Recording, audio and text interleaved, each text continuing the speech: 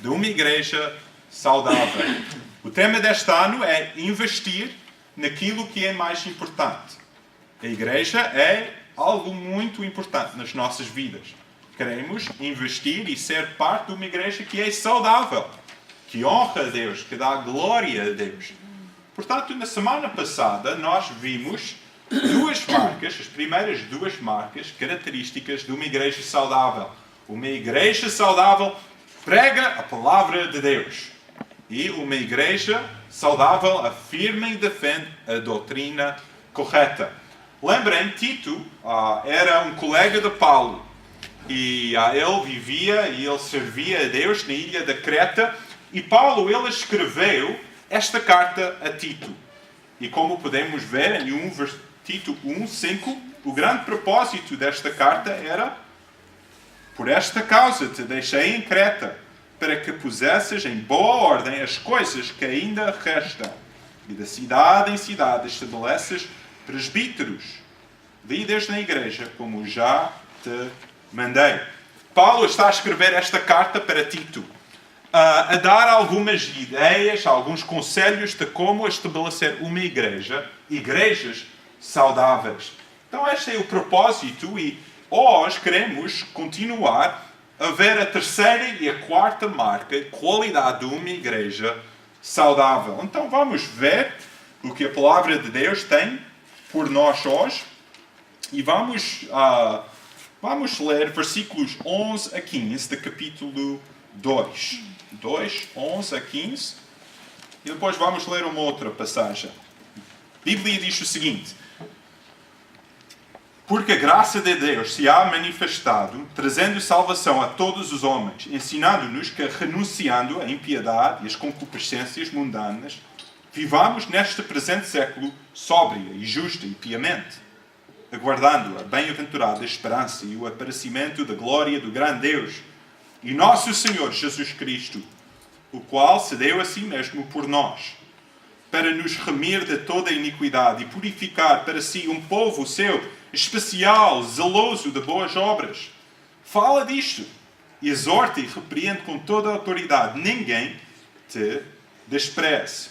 Depois em capítulo 3, começando em versículo 3, diz o seguinte: porque também nós éramos, noutro tempo, insensatos, desobedientes, extraviados, servindo a várias concupiscências e deleites, vivendo em malícia e inveja, odiosos, odiando-nos uns aos outros.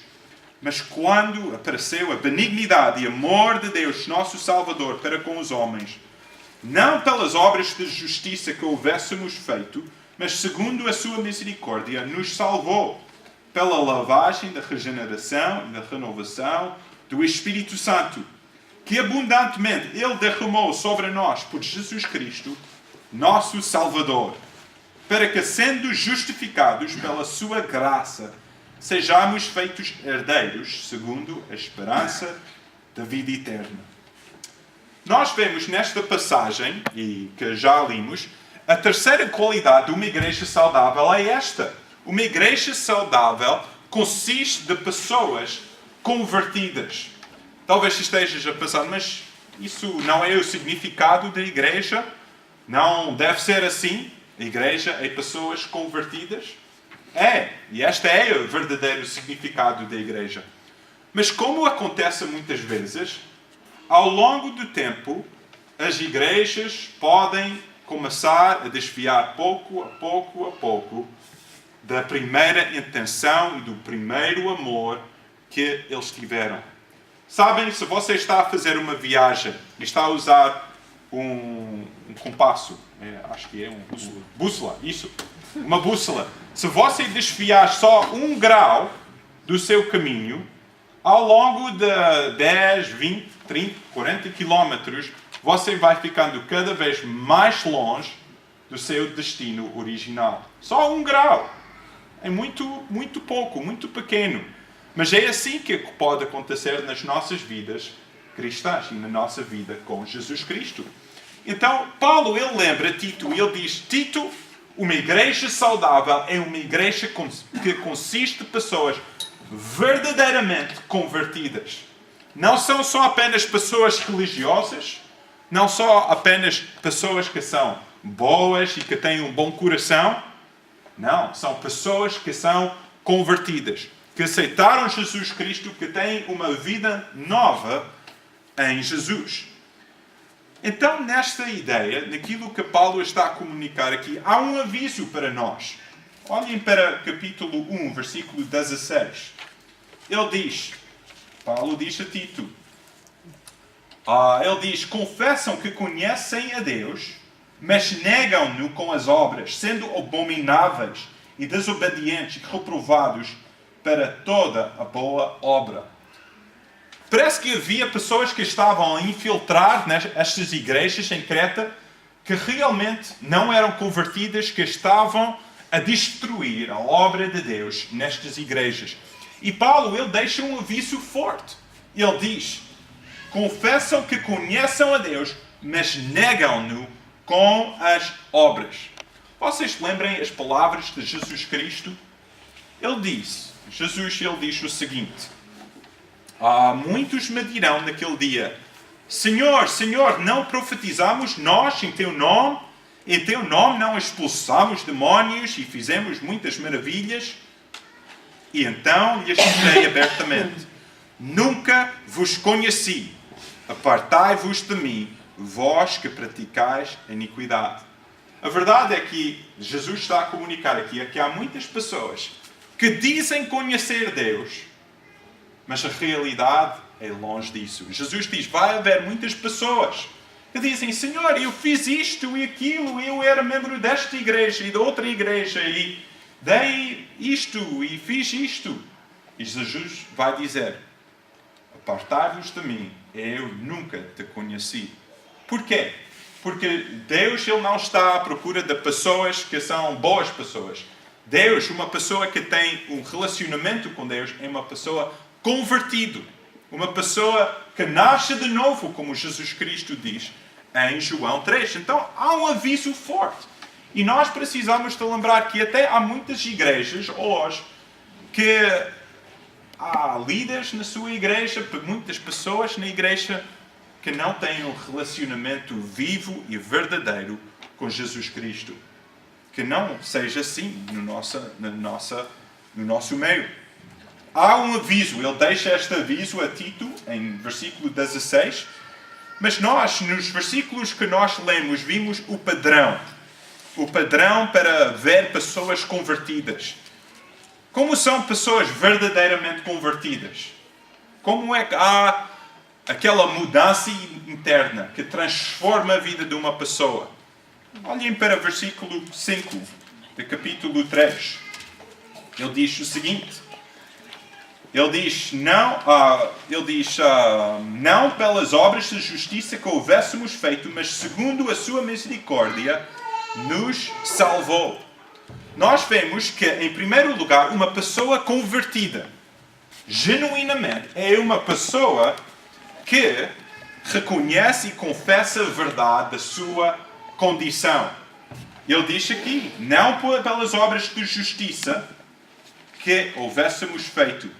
E olhem também o versículo 3. Em 3, ele diz, nós éramos, noutro tempo, insensatos e desobedientes. Então, uma pessoa convertida é uma pessoa que reconhece a realidade do seu coração antes de conhecer Jesus Cristo. Reconhece que sou um pecador e que sem Jesus Cristo, melhor pessoa que eu seja, eu sou condenado e separado de Deus. É só a justiça de Jesus que transforma a minha alma.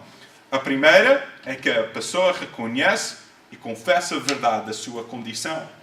E também reconhece e confessa a incapacidade de resolver o seu pecado.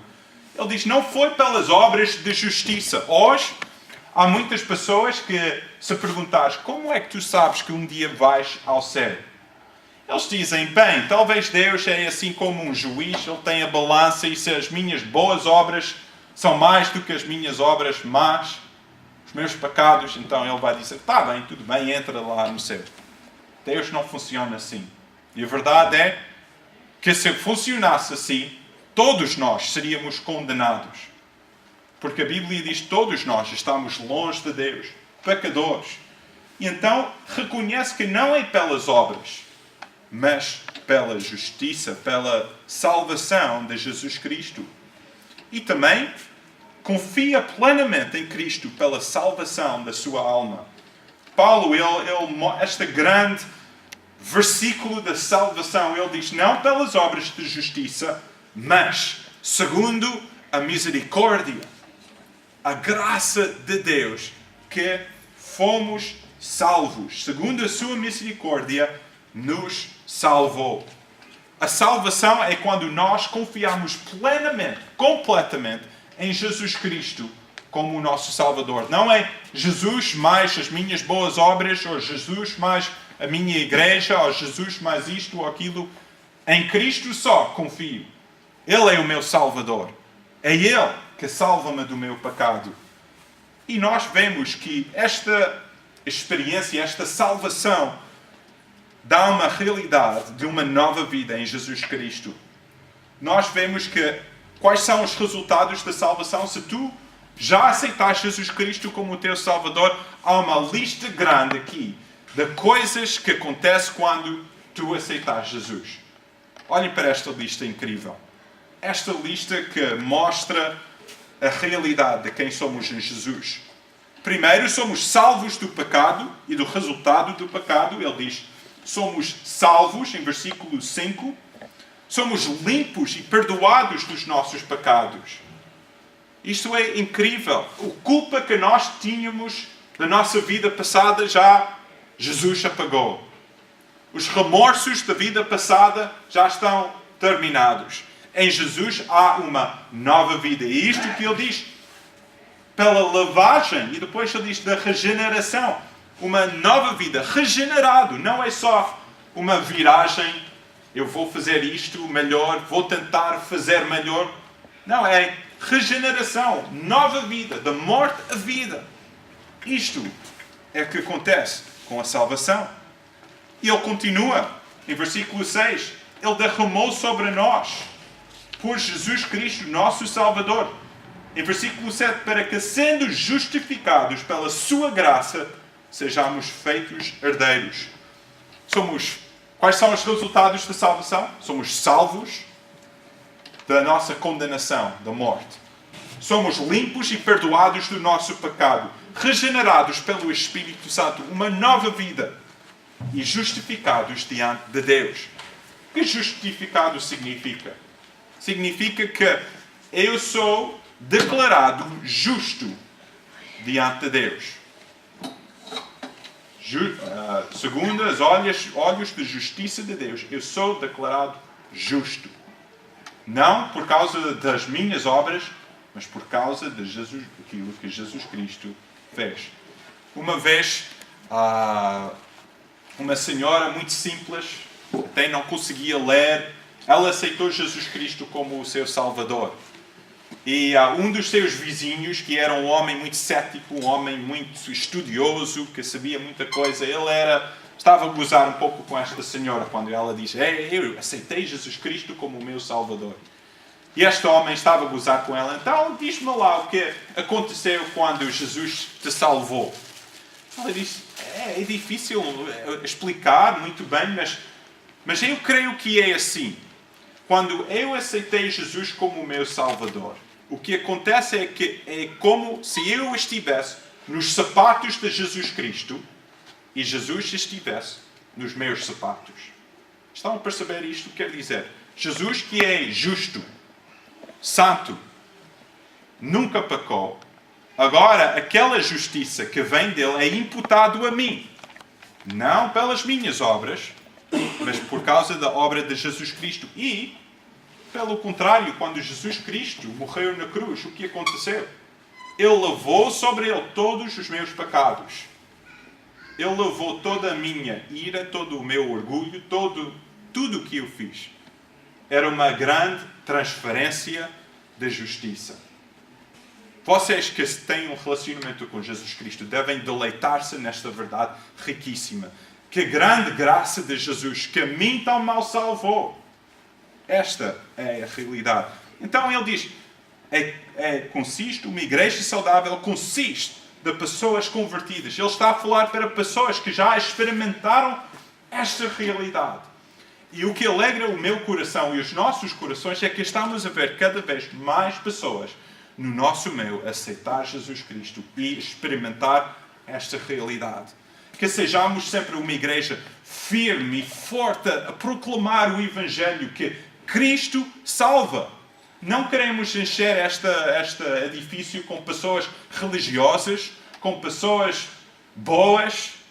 Queremos encher esta sala de pessoas pecadoras que foram salvos, transformados por causa de Jesus Cristo. É isto que é a grande diferença entre a religião humana, que consiste em rituais, e ser boa pessoa, e fazer isto e aquilo, e ter um relacionamento verdadeiro e vivo com Jesus Cristo. Consiste por pessoas convertidas. Mas a segunda marca de uma igreja saudável é esta. É centrado no Evangelho. Agora, eu espero que todos vocês conhecem o significado da palavra Evangelho. É uma palavra que se usa muito na igreja. Mas basicamente, simplesmente, significa boas novas. Evangelho significa boas novas. Especificamente, boas novas de Jesus Cristo. Na altura, no tempo de Jesus Cristo, muitas vezes esta palavra era usada no contexto de um embaixador ou alguém que ia à frente do rei e que anunciava às aldeias e vilas: aí vem o rei, aí vem o rei. Proclamar as boas novas. E é assim que nós fazemos, que nós que somos convertidos genuinamente, fazemos com Jesus Cristo. Proclamamos as boas novas que Cristo salva. Nós vimos em capítulo 2, versículo 11, ele diz: a graça de Deus se há manifestado trazendo salvação a todos os homens.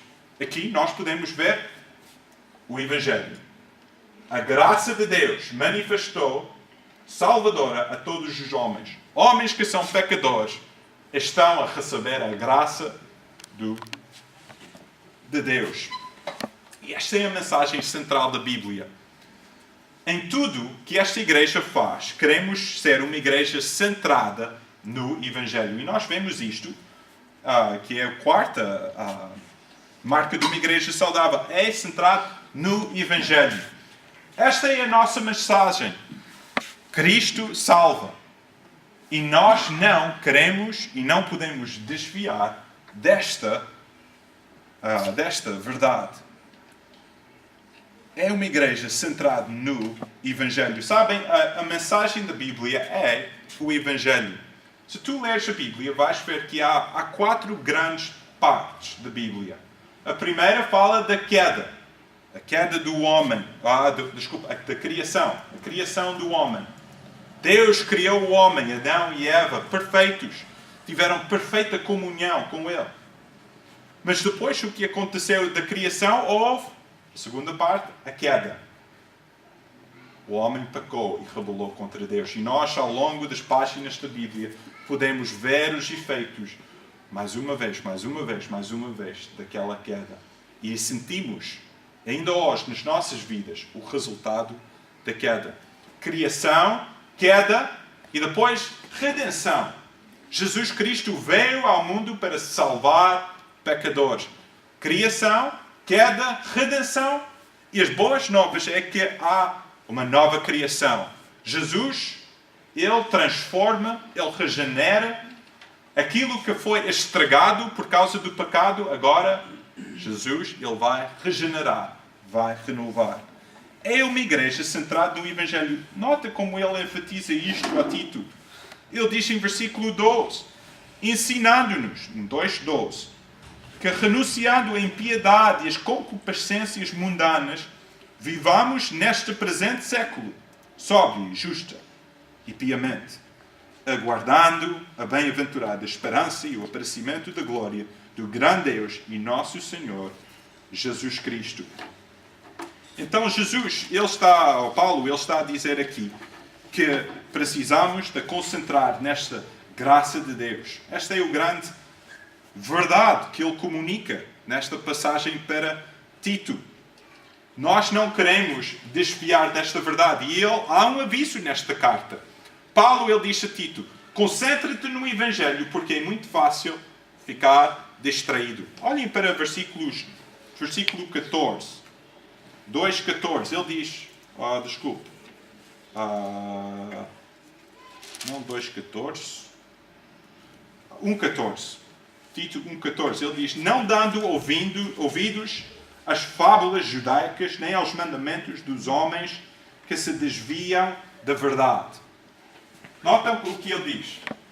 Não deem atenção às lendas e aos mandamentos dos homens que rejeitam a verdade. A verdade, o que é? O Evangelho. Ele diz, Tito, tenha cuidado, porque vai haver a tentação de ficar distraído com os mandamentos dos homens, com esta ideia, com isto, com aquilo. Concentra-te naquilo que é mais importante. Eu quero mostrar este gráfico que mostra a diferença entre uma igreja religiosa,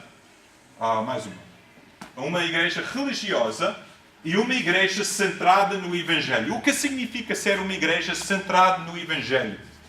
Uma igreja religiosa usa a Bíblia, mas uma igreja centrada no Evangelho submete-se à Bíblia. Estão a ver a diferença? Há muitas igrejas que usam a Bíblia, mas não submetem-se à Bíblia. Uma igreja religiosa concentra-se mais em comportamento.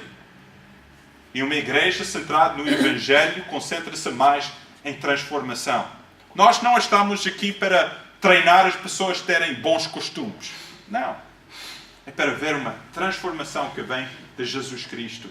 Uma igreja religiosa quer conforto e quer proteger o que já tem. Mas uma igreja centrada no Evangelho, em Jesus Cristo, está pronto para sacrificar, para ir mais além do que onde está. Uma igreja religiosa pensa, como é que isto vai ajudar a minha vida? Ou como é que isto vai ajudar-nos? Uma igreja centrada no Evangelho pensa, como é que isto vai expandir o reino de Jesus Cristo? Pensa mais além do que as nossas próprias vidas. Pensa sobre Jesus. Uma igreja religiosa passa muito tempo em questões insignificantes. E uma igreja centrada no Evangelho está focada naquilo que é mais importante. Sabem?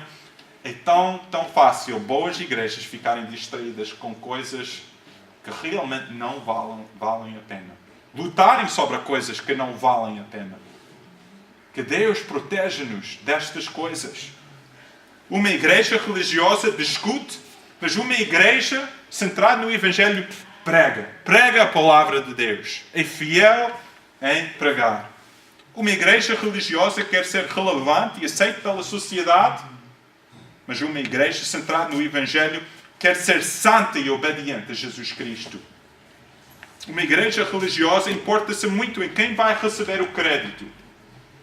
E uma igreja centrada no Evangelho só se importa em engrandecer Jesus Cristo. Eu dou graças a Deus que eu vejo isso muito no nosso meio até agora. Nós não estamos aqui para ganhar os aplausos dos homens, estamos aqui simplesmente para servir, para engrandecer Jesus Cristo e que possamos continuar assim. Uma igreja religiosa é autossuficiente. Uma igreja centrada no Evangelho é dependente em Cristo. Uma igreja religiosa baseia-se numa personalidade ou numa pessoa. Há muitas igrejas que são assim. Estão baseados numa pessoa, num pastor, num líder. Mas uma igreja centrada no Evangelho é baseada e sustentada por Jesus Cristo. Estão a ver a diferença? Paulo ele está a dizer, Tito, nestas igrejas que estão a crescer em Creta, que sejam igrejas baseadas e centradas no Evangelho. Quando eu estudava no seminário, eu trabalhava por uma loja chamada Sears. Trabalhei lá, até acabou por ser 5 anos que trabalhei lá. Eu vendia eletrodomésticos. E foi um bom emprego, gostei muito de lá trabalhar, mas a minha loja, a nossa companhia, foi uma companhia que estava em queda. Continua a estar em queda. As lojas estão a fechar e têm grandes problemas. Mas sabem, esta loja Sears, esta companhia, nos anos 60, 70 e até nos anos 80, era a maior loja nos Estados Unidos. Não havia qualquer loja que vendia mais, que tinha mais lucros, mais clientes, mais lojas. Mas o que é que aconteceu? Aconteceu o que acontece com muitas organizações que são grandes. Eles ficaram distraídos. Eles eram uma loja que as pessoas podiam ir comprar algo por um preço justo, com bom serviço, mas eles começaram a entrar em outros ramos. Entraram no ramo de seguros, entraram no ramo de cartões de créditos, entraram no ramo de ter oficinas de mecânica, entraram no ramo de fazer reparações, remodelações em casas. O que é que estava a acontecer? Eles começavam a desviar daquilo que fez o sucesso e começaram a desviar para coisas que realmente estavam a desviar a atenção daquilo que era mais importante. E isso pode acontecer nas nossas vidas e também na vida de uma igreja. Paulo, ele diz, uma igreja saudável é centrada no Evangelho, aquilo que é mais importante. Sabem, como vocês têm no vosso boletim, a nossa missão é simples. É esta, glorificar a Deus, trazendo pessoas a Jesus, integrando-as na comunhão da igreja, instruindo-as na palavra de Deus, tornando-se crentes fiéis, louvando e servindo ao Senhor. Este é o nosso desejo, este é o nosso alvo, este é o desejo desta igreja, deve ser o alvo das nossas próprias vidas. Que nunca afastamos disto. Paulo, hoje, ele ensina-nos, uma igreja saudável é uma igreja que consiste de pessoas convertidas. E uma igreja saudável é centrada no Evangelho. Nós, quando pensamos sobre esta série, sobre a igreja, podemos pensar, bem, eu posso ficar aqui sentado e posso ter a minha lista, esta igreja é assim, assim, assim. Será que é? Mas não é. Quando nós falamos de igreja, não estamos a falar de algo abstrato. Nós estamos a falar de nós próprios. Nós que temos relacionamento com Jesus Cristo, que somos salvos, que somos crentes, somos a igreja. Então, isto serve para, não só para ver a igreja como está, se está a alinhar com estas marcas de uma igreja saudável, mas é para nossas próprias vidas também. Nós temos visto 4 marcas. Devemos fazer 4 perguntas. Primeiro, acerca da pregação. Eu amo a pregação da palavra de Deus e recebo-a com o coração aberto. Em relação à doutrina, que vimos na semana passada, eu tenho o desejo de aprender a doutrina correta e viver em obediência à Bíblia. Hoje, falamos sobre ser convertido verdadeiramente. Devemos perguntar, eu verdadeiramente sou convertido ou sou apenas uma pessoa religiosa? E a quarta, hoje é uma igreja centrada no Evangelho. A minha vida é uma vida centrada no Evangelho. O Evangelho é algo que entra em toda parte da nossa vida. Tudo na nossa vida gira à volta desta verdade. Então, temos visto 4 marcas de uma igreja saudável. Se Deus quiser, ao longo das próximas semanas, vamos ver mais 5. Na próxima semana, vamos celebrar 1 ano de existência cá. E é um motivo de dar graças a Deus. É incrível. Sabe, há muitas igrejas que em menos de 1 ano dissipam e desaparecem. Então, Deus até agora tem nos sustentado. Temos visto Deus a trabalhar no nosso meio. Mas que continuamos ainda mais fortes, mais saudáveis, com mais crescimento. Não só na igreja, que estamos a pensar, mas nas nossas próprias vidas, que fazemos parte desta obra de Deus no nosso meio. Vamos orar. Pai,